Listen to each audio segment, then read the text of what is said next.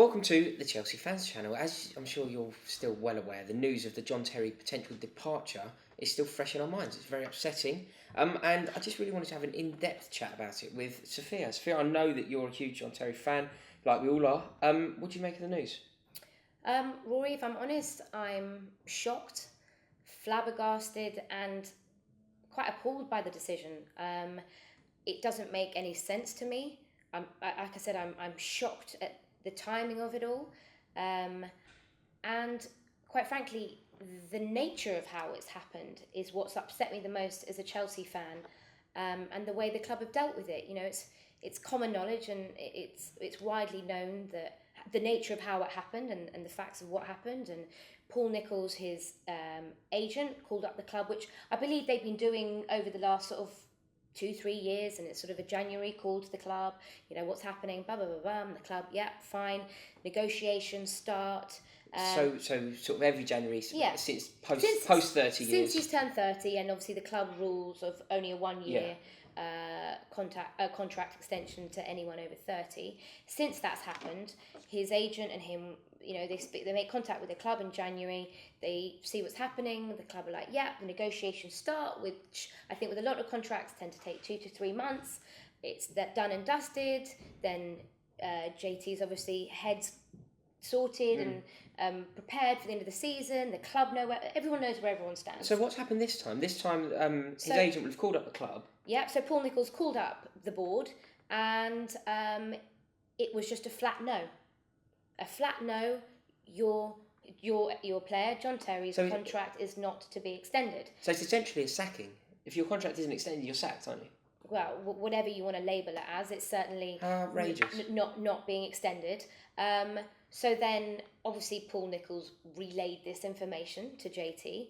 JT devastated and shocked, and I think almost like didn't quite believe it. First, he didn't quite believe that it was his agent telling him. And as a fan, I'm appalled that someone from the club, someone from the board, didn't have the balls to show a player who's been with us 21 years, been the most successful captain the club has ever had. Out of the 22 trophies we won since 1955, he's won 14 out of them and mostly captain. I mean, we can start singing praises of what a hero he is to us and the club and what he's achieved, yet no one had the balls to say face-to-face to him, call the meeting themselves, bring him in and say, you know what, I'm sorry, but we're not going to extend your contract. John Terry had to call the club and say, can I please have a meeting with you? So I am told face-to-face the situation. So it happened, and apparently it was just a flat no. But this board is just it's a shambles, isn't it? I mean, if you look at the people running the club at the moment, I have never felt a greater disparity from me to that club. Mm-hmm. Like when I was a kid and I used to go to Harlington, I used to like get on the pitch practically. You know, I remember like when I was really young, I remember sort of John Spencer kicking a ball to me. Those days are so gone, aren't they? Having an affinity and feeling part of the club, like anybody who's in charge at that club, who's had anything to do with this, whether it's Michael Emenalo, whether it's Maria Graniskova, whether it's any of them, they aren't part of the same planet that I'm from. How on earth can they treat him like this? Well, like you said, and I think you made a really good point in your article that you wrote in the week, that, you know, John Terry was we felt like the last standing bridge that we had with the fans. You know, any core and solidarity we've had in terms of legends leaving the club, Ashley Cole, Peter Cech, Frank Lampard, the fans have had to deal, and then Jose Mourinho, with a hell of a lot of change of their core spine of the team leaving, and then all of a sudden from nowhere, bang, the hero just gets axed. The jewel in the crown, really, isn't it? But again, it's the not making sense, and the thing that I can't get my head around is that no offer has been made.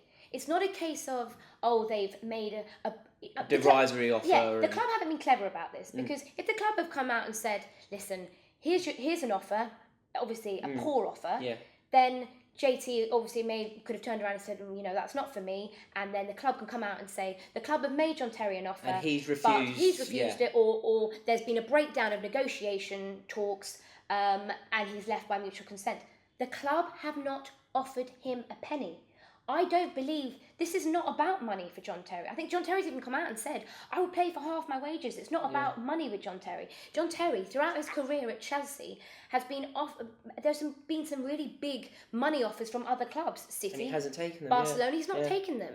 You know, he's one of the very few one man. You know, one club man. Club man. It's I just can't quite understand it because, like, I mentioned it in that article that I wrote for the Mail, and I sort of said that I'm getting sick of the lack of sentimentality. You know, I think that our legends aren't treated the way they should be, and you know, Frank Lampard is a good example of this. Ashley Cole is a good example of it.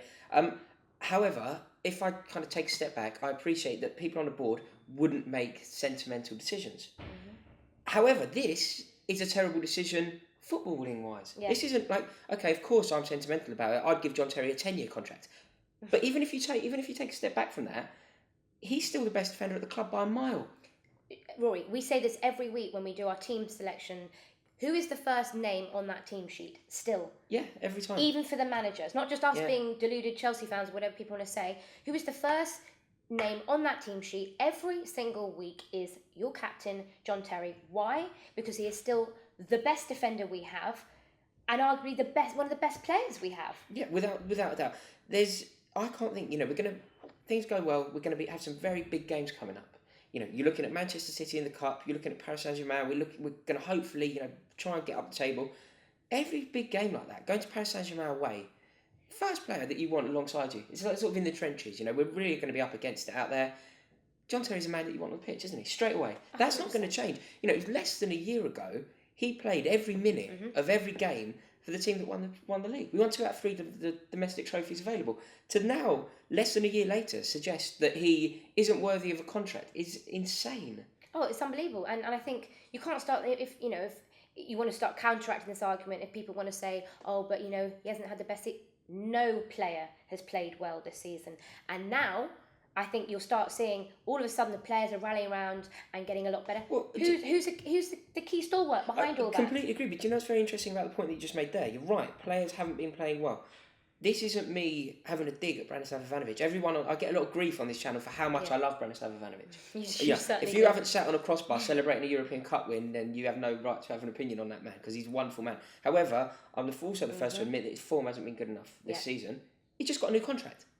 This is a major and a great point, Rory. How has Branislav Ivanovic, on the form that he's had recently, he's been at the club 88 years, John Terry's been 21 years, how is he getting a contract extension over John Terry? Because if you want to ask anybody out there, who's the better defender? Yeah, who's the better defender? Who's more valuable to the club? I love Ivanovic. Who's a bigger leader on and off the pitch? Who's more influential around the club? Yeah, just who's the better footballer?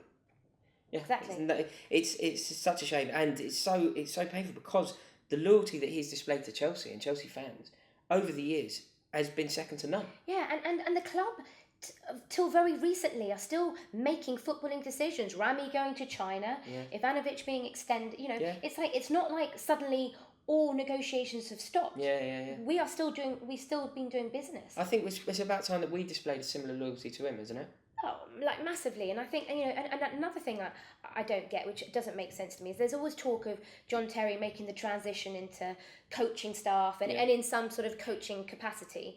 And I think the transition from the first team player into the coaching capacity, let's say we were to extend his contract by another year or 2, whatever, and then that, starts playing less, but the influence he's at every single academy game, the influence, some people would say, well, by getting rid of John Terry, the youth can have more of a chance. Why do you think Zuma has played as well as he has? Yeah, of course. Who's he been playing alongside? I know. He is as good as he is because he's been playing alongside John Terry. Gary Cahill has the best games he has when he plays alongside John Terry. And you see how, Gary Cahill, without John Terry, is a completely different player. I went to the World Cup, I went over to Brazil, and I went to a game in Sao Paulo where England played Uruguay, and Gary Cahill was leading the line at the back. He played alongside Jagielka. Suarez had a field day. Suarez had the time of his life. Are you telling me that the new 20-year-old Miazga who's coming in, he wouldn't benefit from playing alongside John Terry or training alongside John Terry? It's a shambles. What can we do? Do you feel like there's room to manoeuvre here? I think the only thing that can be done is some kind of fans interaction here. I think, do you know what I do believe? So do you believe in fan power then? You think that we're still a voice? Yeah, do you know what I do believe? And I think I heard a while ago that Frank Lampard, before the season before his contract was terminated. I don't like that word, but it was. I believe the season before that, he was told his contract would not be extended. And I did hear that, and I was utterly shocked at the time. And I think that started to filter out to the fans. Then all of a sudden, every game, it was super constantly. Yeah. Frankie Lampard banners, the lot. And I heard that and fans were writing letters to the board, writing letters to Roman Abramovich. I heard that was one of the reasons he got an extra 1-year extension. So it can work. And I think it can work. And I think, obviously, Frank Lampard, a legend, but John Terry, for me, is in a different calibre of legendary status at the club. And I believe that if we now need to show John Terry as fans the loyalty he has shown us as a club. And I think if the fans could do anything, we start off, there's Watford away, then we start off Man United. Yeah. You just need to get behind the captain. There you go, you've heard it. Make sure that you comment below. Let us know exactly what you think of this disgraceful decision by the club. Make sure that you get your voices heard. We really do need to do something about this. Get down the training ground, protest, get your banners out, and make sure that we're not the forgotten majority. The games is where the fans' voices can be heard. So let the board hear your voices. Start tonight, Watford away. Go on, you Blues. Welcome to the Chelsea Fans Channel. It's time for our preview of the Watford game. It's obviously a massive game, but there's a cloud hanging over us.